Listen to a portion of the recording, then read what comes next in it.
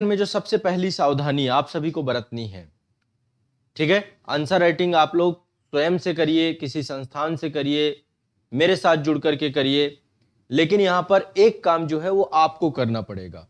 ठीक है, स्वयं से भी कर रहे हैं तो भी ये काम करना पड़ेगा, किसी संस्था से जुड़ के कर रहे हैं तो भी ये काम करना पड़ेगा, मेरे साथ जुड़ करके कर रहे हैं तो भी ये काम करना पड़ेगा, लेकिन एक काम आपको स्वयं ही करना पड़ेगा। देखिए, आमतौर पे हमारी प्रवृत्ति क्या होती है उत्तर लेखन में, पहला दिमाग में एक बात चलती है कि एक क्वेश्चन हमें मिल जाए और उस क्वेश्चन को हम क्या करें, अगेन टू अगेन उसी क्वेश्चन को लेकर के आंसर राइटिंग को लेकर के कभी भी आप प्रयास नहीं करते हैं। जैसे लाइक आपने एक क्वेश्चन चुना, क्वेश्चन कुछ भी हो सकता है, जो भी प्रश्न हो, जीएस का हो सकता है, करंट का हो सकता है।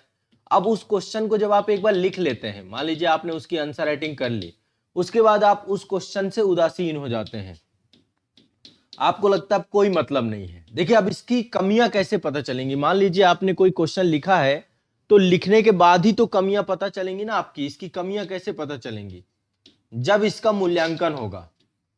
अब मूल्यांकन के लिए भी सबसे पहली चीज आप लोगों को हमने ये बताया कि स्व मूल्यांकन को पहली प्राथमिकता दीजिए। आप लोगों को लगता है कि मेरी कॉपी जो है वो स्व मूल्यांकन से, स्व मूल्यांकन मतलब खुद अपनी कॉपी को एक बार दोबारा पढ़ना। जब आप एक बार उत्तर लिखते हैं और अपनी कॉपी को दोबारा पढ़ते हैं स्वयं, तो आप पाएंगे कि लगभग कॉपी में काफी बड़ी संख्या में जो त्रुटियां हैं, उन त्रुटियों में आपको त्रुटियां दिख जाएंगी ऑटोमेटिक। तो सबसे पहला काम क्या करना है, जब उत्तर लिख लेना है, लिखने के बाद काम चालू होता है। लिखना तो एक प्रक्रिया है, लेकिन अब दूसरी चीज है सुधार की, किसमें सुधार कैसे हो सकता है। सुधार के लिए भी आपको काम एक ही करना पड़ेगा। ध्यान रखिएगा, आमतौर पे एक बार क्वेश्चन लिखने के बाद दोबारा आपको लगता है कि मुझे दूसरा क्वेश्चन मिल जाए, मैं उसे लिखूं, इस क्वेश्चन को आप पूरी तरीके से उदासीन होकर के छोड़ देते हैं। यह सही तरीका नहीं है। आप कभी भी आंसर राइटिंग अपनी बेस्ट नहीं कर पाएंगे।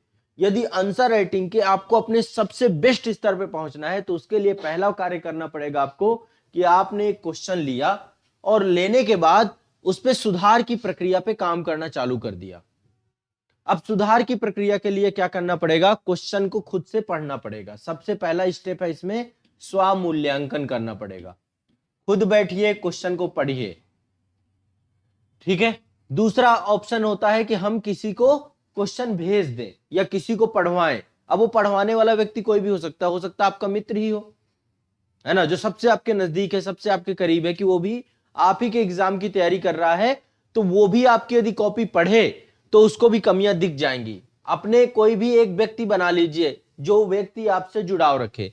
तीसरा आपका शिक्षक हो सकता है, आपका मित्र हो सकता है, बैचमेट हो सकता है। जैसे अभी ग्रुप में आप लोगों की कॉपियां आएंगी, तो आप चाहोगे तो ग्रुप में एक दूसरे की कॉपियां पढ़ के भी आप उनमें देख सकते हो कि क्या कमियां हैं। आपको तुरंत दूसरे की कॉपी की कमी में टाइम नहीं लगता है। तो पहला स्व मूल्यांकन जब करोगे तो लगभग आप 20% से ज्यादा कमियां खुद निकाल लोगे। ये एक सुधार की प्रक्रिया ये होगी। आपको लगेगा अच्छा हिंदी में गड़बड़ लग रही है, इनको स्वीकारिए। जब स्व मूल्यांकन से आपको पता चले कि उत्तर में कुछ कमियां हैं, तो उन कमियों को स्वीकारिए, पहले एक्सेप्ट करिए और एक्सेप्ट करके उनके सुधार की दिशा में काम करिए। मित्र से सहायता लीजिए और फिर आप मेंटर से, अपने शिक्षक से सहायता लीजिए अपनी आंसर राइटिंग को लेकर के। शिक्षक से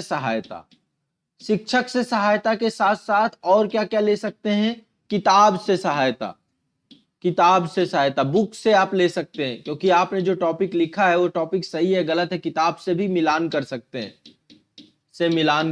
हैं, बुक है, इंटरनेट है, कोई भी रिसोर्स है।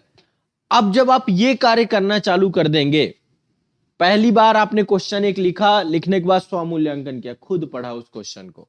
पढ़ने के बाद यदि कोई मित्र है, कोई जरूरी नहीं है, ये हो सकता है बहुत सारे लोगों के जीवन में मिसिंग हो, तो आप अपने शिक्षक को भेज दीजिए, ग्रुप में भेजेंगे, आप दिखाएंगे, बताएंगे, है ना।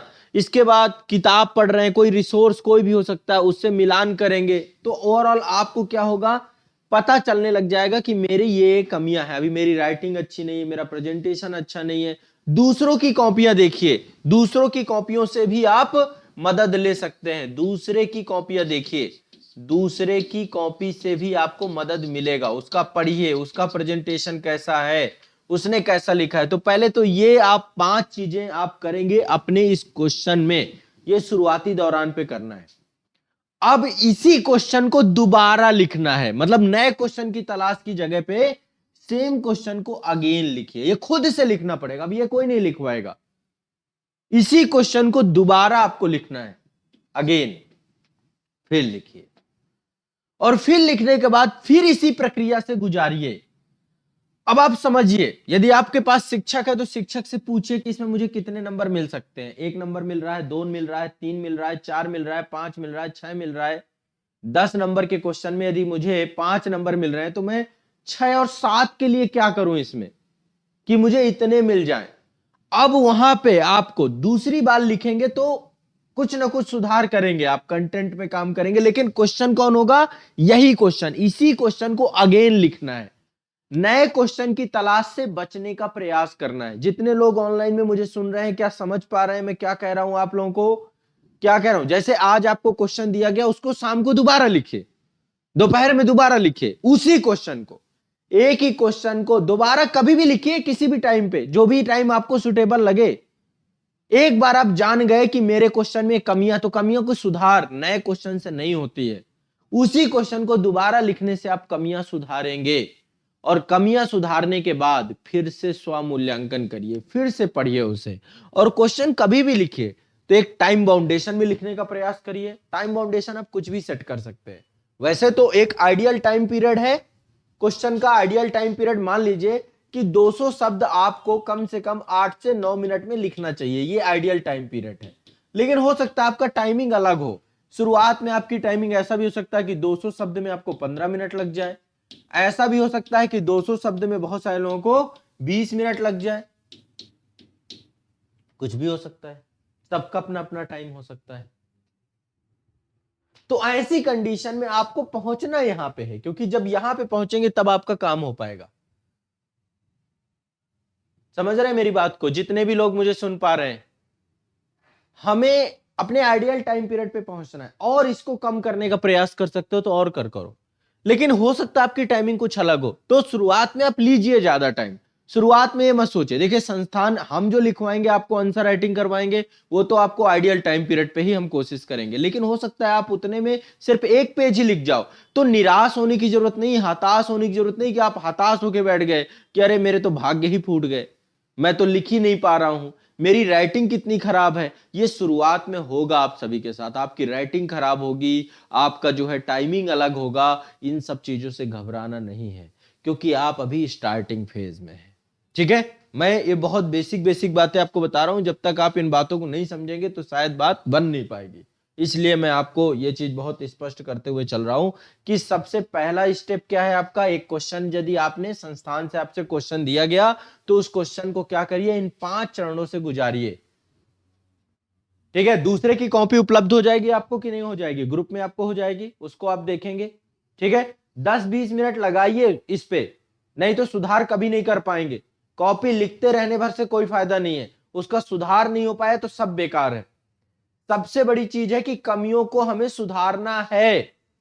तो पहला काम हमें इन 5 चरण, स्व मूल्यांकन कर पाएंगे, खुद ही पढ़ना है, कमियों को टिक करते जाइए, यहां गड़बड़ है, यहां गड़बड़ है, यहां गड़बड़ है, ये एरर है, ये एरर है, ये एरर है। क्या नहीं पता चलता है? कोई भी क्वेश्चन लिखने के बाद आपको ये नहीं पता चलता कि आप में क्या कमियां है? बताओ, ईमानदारी पूर्वक बताओ। पता तुरंत चल जाता है कि मेरी अभी कंटेंट में कमी है, मुझे कंटेंट नहीं समझ में आया, मुझे क्वेश्चन ही नहीं समझ में आया, मेरी राइटिंग अच्छी नहीं है, मेरे जो है यहाँ पर एरर है, यहाँ पे गलतियां हैं। समझ में आता है कि नहीं आता? बताओ भाई, जितने ऑनलाइन वाले हो आपको भी समझ में आता है? जब आप खुद का आंसर लिखते हो तो खुद दिमाग में कॉन्फिडेंस रहता है कि नहीं रहता कि मैंने कैसा लिखा? तो आपको पहले उससे कुछ कमियां कम हुई, फिर आपने किसी को दिखा दिया। देखो मित्र, जब आप किसी मित्र को दिखाते हो, थोड़ा सावधानी आपको भी बरतनी चाहिए। कई बार मित्र शत्रु जैसा लगने लग जाता है, जैसे वो आपकी कमियां बताने लग जाता है। तो मित्र को शत्रु मत समझो, जितनी ज्यादा कोई आपको कमी बताए उतना ज्यादा खुश हो जाओ। कमी बताने वाले लोग कम हैं कि ज्यादा हैं? किनकी संख्या ज्यादा है, कमी बताने वालों की, कमी ना बताने वालों की? बताने वालों की संख्या ज्यादा है। तो कमी पूछो ना, यदि कमी बताने वालों की संख्या ज्यादा है तो। उससे डरते क्यों हो, उससे नाराज क्यों होते हो? यदि कोई आपकी कमी बता रहा है तो आप उस कमी को लेकर के आपके अंदर घबराहट क्यों है? अब आप स्वीकारते नहीं हो, एक्चुअली आपके अंदर कमी तो है पर आप स्वीकारते नहीं हो। मान लो किसी ने आपके स्वभाव के बारे में कुछ बोला, अब आपको लगेगा कि यार ये हो सकता है गलत हो। मैं कह रहा हूं उसने उसको क्लिक ही हुआ आपकी किसी बात को, यदि आप एक बार एक्सेप्ट कर लोगे तो क्या बुराई है इसमें। स्वीकारने से क्या होता है, हम उस कमी को पूरा करने के लिए लग जाते हैं। हमारा जो एरोगेंस है, जो हमारा ईगो है, वो एक साइड में चला जाता है। और उसको जब हमें एक बार मुझे पता चल गया मेरे अंदर ये गड़बड़ है, मेरे अंदर ये कमी है, तो इस कमी को सुधारने के लिए फिर प्रयत्नशील हो जाते हैं आप।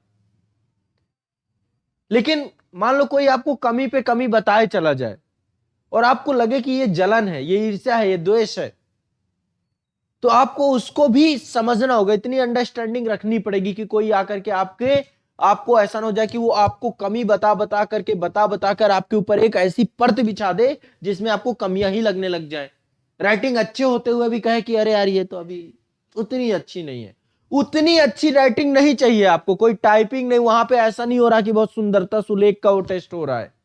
राइटिंग पठनीय होनी चाहिए, पढ़ने योग्य होनी चाहिए, आपकी दर्शनीय होनी चाहिए, देखने योग्य होनी चाहिए, देखने में अच्छा लगे और पढ़ने में अच्छा लगे, वो एक ही तरीका है।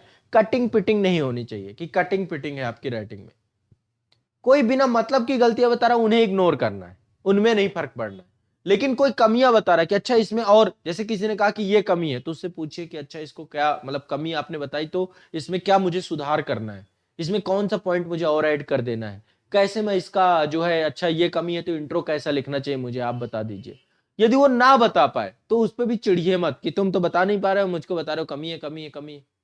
ये सब मतलब बचकानापन नहीं होना चाहिए यदि आप अपने मित्र की सलाह ले रहे हैं, क्योंकि आमतौर पे ये कई बार होता है, आमतौर पे ये कई बार होता है कि हम जो है चिढ़ने लग जाते हैं दूसरे से, तो चिढ़ना नहीं है, हो पाएगा। ठीक है, तो पहला जो मैंने आपको पक्ष बताया, पहला पक्ष क्या है कि आप एक क्वेश्चन लेंगे, क्वेश्चन आपको संस्थान के द्वारा दिया जा रहा है, उस पे सुधार करने की प्रक्रिया के लिए उसी क्वेश्चन पे काम किया जाएगा। एक क्वेश्चन को 3 बार लिखना है, 3 टाइम, और एक बार तो आप मेरे साथ लिखेंगे, 2 बार आप खुद से लिखोगे। यदि ये काम आपने 10 से 20 या 25 क्वेश्चन में कर लिया, आपका आंसर राइटिंग नंबर 1 हो जाएगा, सुपर डुपर लेवल का हो जाएगा। लेकिन आपने 500 क्वेश्चन अकेले अकेले लिखा, एक व्यक्ति ने एक क्वेश्चन को 3 से 4 बार लिखा, वो ज्यादा बेस्ट होगा। वो ज्यादा नहीं, 25-30 क्वेश्चन के बाद उसको पता चल जाएगा कहां गड़बड़ है, कहां सुधार है, क्योंकि सुधार की प्रक्रिया जरूरी है। लिखना जरूरी के साथ साथ सुधार की प्रक्रिया जरूरी है, और सुधार की प्रक्रिया कई चरणों से गुजरती है। तो सभी लोग सुधार के लिए तैयार हो कि नहीं तैयार हो, बताओ जितने लोग भी हो, कि आप लोग सुधार करेंगे कि नहीं करेंगे। आप सभी को सुधार के को लेकर के काम करना पड़ेगा। हो सकता है मैं आपकी गलतियां बताऊं तो भी आपको बुरा लगे, मतलब एज अ टीचर आपको कई बार गलतियां बताते हैं तो लगता है अरे यार तो गलतियां ही बताते रहते हैं, ये तो इसकी कॉपी को अच्छा ही बोलते रहते हैं, ये तो इसकी कॉपी को बुरा ही बोलते रहते हैं। गलतियां होंगी तो गलतियां बतानी पड़ेंगी आपको।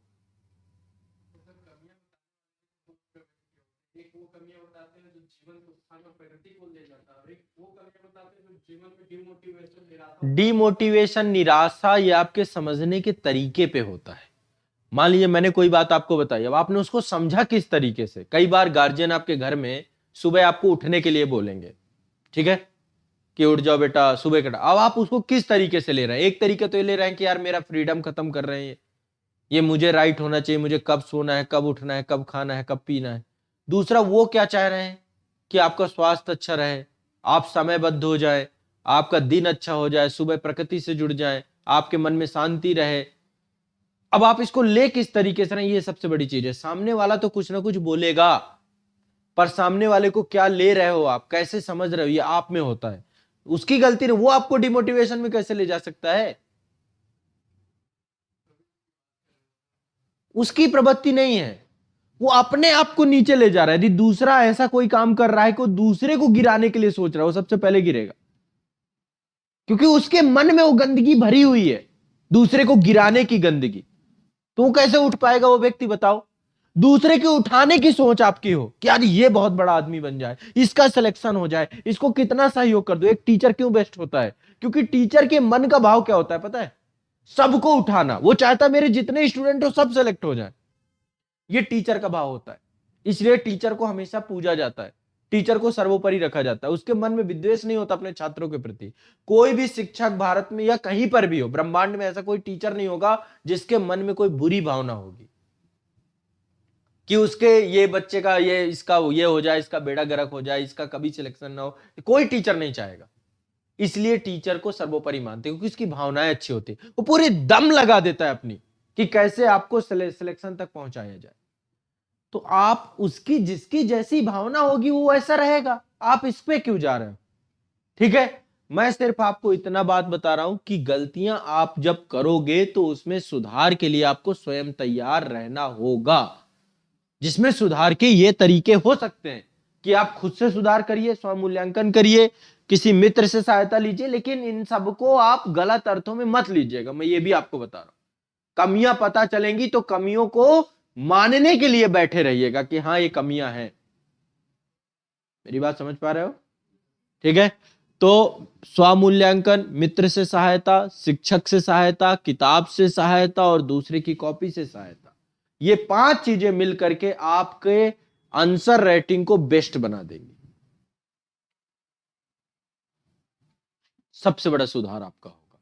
और फिर जब एक बार ये 5 चीजें समझ में आ जाएं, इसके बाद फिर दोबारा लिखना इसी क्वेश्चन को, फिर दोबारा लिखना इसी क्वेश्चन को, फिर दोबारा लिखना, 2 से 3 बार देख लो, चौथे बार जो निकल के आएगा आपका क्वेश्चन का आंसर वो सोना होगा, वो 6 से 7 नंबर वाला होगा।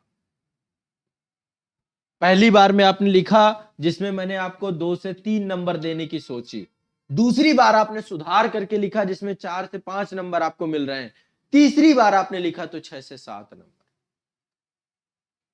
तब आपको समझ में आने लग जाएगा। तो एक क्वेश्चन को कई बार लिखने के लिए तैयार हो कि नहीं तैयार हो? जितने भी हो बताओ। हाँ, मैं क्यों ये बात समझाने में शुरू में आप समझाना चाह रहा हूं। पिछली बार जब लिखना सीखे 1.0 था तब मैं ये बातें नहीं बताया था, बीच में बताया था, तो बीच में तो फिर महत्व नहीं होता उसका। ये मैं शुरू में आपको बता रहा हूं कि कई बार ये चीजें होंगी आपके साथ कि मैं कॉपी चेक कर रहा हूं, आपको डेली डिमोटिवेशन लग रहा है, आपको लग रहा है मेरे पास कंटेंट नहीं है, आपको लग रहा है मेरे पास ये नहीं है, मैंने तो ये पढ़ा ही नहीं, मैं तो ये नहीं किया। फिर आप कमियों को स्वीकारो, टॉपिक तो पहले से ही बता दिए गए, फिर भी आप कमी बना के रखोगे कि ये टॉपिक तो मैंने पढ़ा ही नहीं। क्यों नहीं पढ़ा भाई? नहीं पढ़ा तो पढ़ के लिखो। मान लो कोई क्वेश्चन लिखा और वो लिख ही नहीं पा रहे हो, आपकी स्पीड कम है, मान लो एक कमी ये पता चल गई कि आपकी गति अच्छी नहीं है, आप अशुद्धियां बहुत लिखते हो, तो फिर गति सुधारोगे नहीं। गति सुधारने के लिए क्या करना पड़ेगा? डेली स्पीड में लिखना पड़ेगा। आपको ऑनलाइन बैच में या फिर ऑफलाइन क्लास में क्या होता है, आपकी स्पीड में बहुत अंतर आया होगा शुरू से और अब में। वो क्यों आया? क्योंकि आप लगातार लिख रहे हो।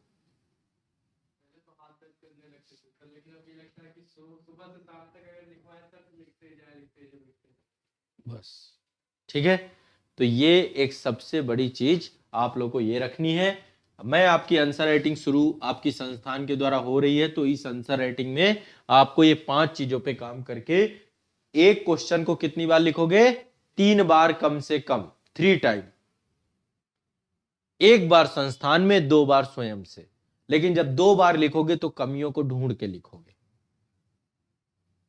हमें 6 से 7 नंबर की तैयारी करनी है। 10 नंबर के क्वेश्चन में हमें 7 नंबर मिलने लग जाएं, 6 नंबर मिलने लग जाएं, इस लेवल की तैयारी करनी है। ये आपका गोल है कि 6 से 7 नंबर हमें मिलने लग जाएं।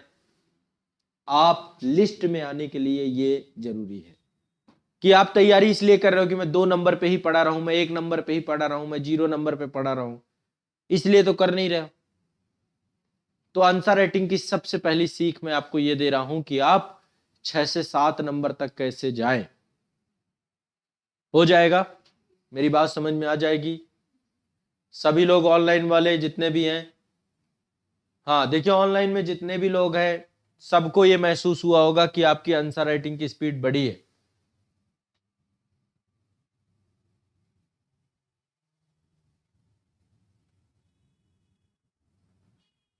प्रिंस कुमार शर्मा जी, आपकी उम्र क्या है? आपकी एज क्या है? मुझे एक बार उम्र बताइए, एज बताइए आप। प्रिंस जी आपकी उम्र कितनी है, मुझे बताइए।